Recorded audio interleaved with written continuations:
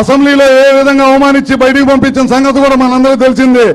ఏ అవమానంతో మనం నాయకుడు బయటకు వచ్చాడో అదే విధంగా తలెత్తుకొని 170 సీట్లతోటి తెలుగుదేశం జనసేన పార్టీ ఖచ్చితంగా రాబోయే రోజులు అధికారంలోకి వచ్చిందని చెప్పి కూడా మీ అందరికీ సభాముఖంగా తెలియజేసుకుంటూ ఈ అవకాశం ఇచ్చిన అందరూ కూడా మరొకసారి పేరు పేరున నా ఉదయపూర్వక నమస్కారాలు తెలియజేసుకుంటూ సెలవు తీసుకుంటా ఉన్నా.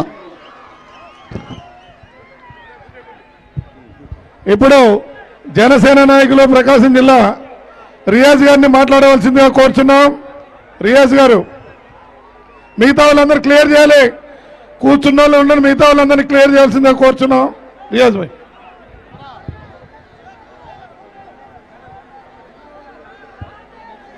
రా కదలిరా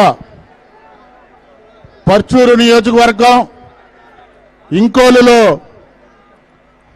ఈ సభను విజయవంతం చేయడానికి ఇక్కడికి విచ్చేసినటువంటి తెలుగుదేశం పార్టీ కార్యకర్తలు, జనసేన పార్టీ కార్యకర్తలు, అలాగే ఈ సభకి అధ్యక్షత వహిస్తున్నటువంటి పర్చూరు నియోజకవర్గ శాసనసభ్యులు సోదరులు సాంబశివరావు గారికి,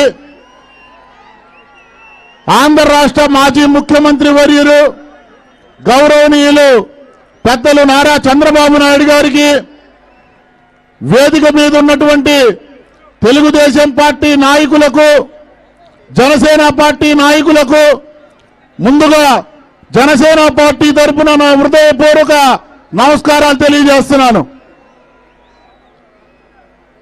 తెలుగుదేశం పార్టీ, జనసేన పార్టీ ఇరు పార్టీలు కూడా ఈ రాష్ట్ర భవిష్యత్తు దృష్ట్యా పొత్తు పెట్టుకున్నాయి. ఎందుకంటే ఈ రాష్ట్రంలో ఒక్క అవకాశం, ఒక్క ఛాన్స్ అని ఈ రాష్ట్ర ముఖ్యమంత్రి జగన్మోహన్ రెడ్డి జనాల్లోకి వస్తే ఈ రాష్ట్రం 10 సంవత్సరాలు వెనక్కిపోయింది. కనీసం ఈ రాష్ట్రంలో పట్టుమని 10 ఉద్యోగాలు ఇవ్వలేకపోయినటువంటి ఈ రాష్ట్ర ముఖ్యమంత్రి రాష్ట్రానికి రాజధాని కూడా నిర్మించుకోలేనటువంటి పరిస్థితుల్లో మనం ఉన్నామని చెప్పి మీకు ఈ విధంగా గుర్తు చేస్తున్నాను. మరి 3 రాజధానులు అన్నాడు, ఒక్క రాజధాని నిర్మించలేనటువంటి ఈ జగన్మోహన్ రెడ్డి 3 రాజధానులు నిర్మిస్తాడా అని అడుగుతున్నాను.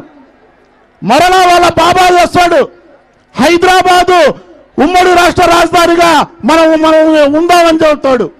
మరి హైదరాబాద్ లో ఉన్నటువంటి మన రాష్ట్ర సంబంధించినటువంటి ఆస్తులు ఎవరు తెలంగాణ రాష్ట్రాల ప్రభుత్వానికి అప్పగించారని చెప్పి నేను అడుగుతున్నాను.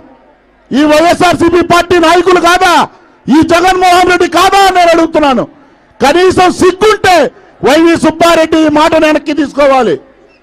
రాబోయే రోజుల్లో జనసేన పార్టీ, తెలుగుదేశం పార్టీ ఉమ్మడిగా ప్రభుత్వం స్థాపిస్తుంది, అమరావతి రాజధానిగా ఉంటుంది. అలాగే దేశంలోనే ఏ రాష్ట్రం అభివృద్ధి చెందని విధంగా మన ఆంధ్ర రాష్ట్రం అభివృద్ధి చెందిందని చెప్పి వైఎస్ఆర్సీపీ పార్టీ నాయకులు చెప్తున్నారు. నిజమే, మన రాష్ట్రం దేంట్లో అభివృద్ధి చెందిందంటే గంజాయి అమ్మకాల్లో అభివృద్ధి చెందింది. ఎస్సీ, ఎస్టీ, బీసీ, ముస్లిం మైనార్టీల మీద దాడులు చేయడంలో అభివృద్ధి చెందింది. మరి దీంట్లో అభివృద్ధి చెందితే ఎలా చెప్తారు మీరు అభివృద్ధి చెందిందని? కనీసం రోడ్ల మీద గుంతలు కూడా పూడ్చలేనటువంటి నిస్సహాయ స్థితిలో మీరున్నారు. మరలా రాష్ట్ర వ్యాప్తంగా కూడా సిద్ధం అని చెప్పి ఈ రోజు బోర్డులు వేయించుకున్నాడు. దేనికయ్యా నువ్వు సిద్ధం? దేనికి అని మేము అడుగుతున్నాం. దేనికో తెలుసా? భూ చట్టం ఈ మధ్య కొత్తగా తీసుకొచ్చాడు జగన్మోహన్ రెడ్డి. మన భూముల మీద అతను లాక్కోవడానికి భూ చట్టం తెచ్చాడు. 2 సంవత్సరాలు గనక మనకున్నటువంటి స్థిరాస్తిని మనం పట్టించుకోకపోతే మనకున్నటువంటి ఆస్తులు లాక్కోవడానికి ఇంకొక అవకాశం ఇస్తే అతను సిద్ధపడుతున్నాడు. గుర్తుపెట్టుకోండి, ఈ రాష్ట్ర ముఖ్యమంత్రి జగన్మోహన్ రెడ్డి మొన్న ఒక మహానటుడిగా ఒక మాట చెప్పాడు, నా కోసం 2 బటన్లు నొక్కలేరా అని. మనం నొక్కుదాం, ఈ రాష్ట్ర ముఖ్యమంత్రి జగన్మోహన్ రెడ్డి కోసం 2 బటన్లు నొక్కుదాం. ఒకటి సైకిల్ గుర్తుపై నొక్కుదాం, 2 గాజు గ్లాసు గుర్తుపై నొక్కుదాం. ఈ రాష్ట్రానికి పట్టినటువంటి పీడని జగన్మోహన్ రెడ్డిని ఆంధ్ర రాష్ట్రాన్ని తరిమి కొట్టే విధంగా ఈ రాష్ట్రంలో జనసేన పార్టీ తెలుగుదేశం పార్టీ ఉమ్మడిగా ప్రభుత్వాన్ని స్థాపించే విధంగా మనందరం కృషి చేసి ఈ రాష్ట్రంలో సరైన ప్రభుత్వాన్ని స్థాపిద్దామని చెప్పి మరొక్కసారి నాకు ఈ అవకాశాన్ని ఇచ్చినటువంటి బాపట్ల పార్లమెంట్ నియోజకవర్గ తెలుగుదేశం పార్టీ నాయకులందరికీ కూడా మరొక్కసారి హృదయపూర్వక కృతజ్ఞతలు తెలియజేస్తున్నాను. జై హింద్. ఇప్పుడు మన రేపల్లి ఎమ్మెల్యే గారు అనగాని సత్యప్రసాద్ గారిని మాట్లాడవలసిందిగా కోరుచున్నాం.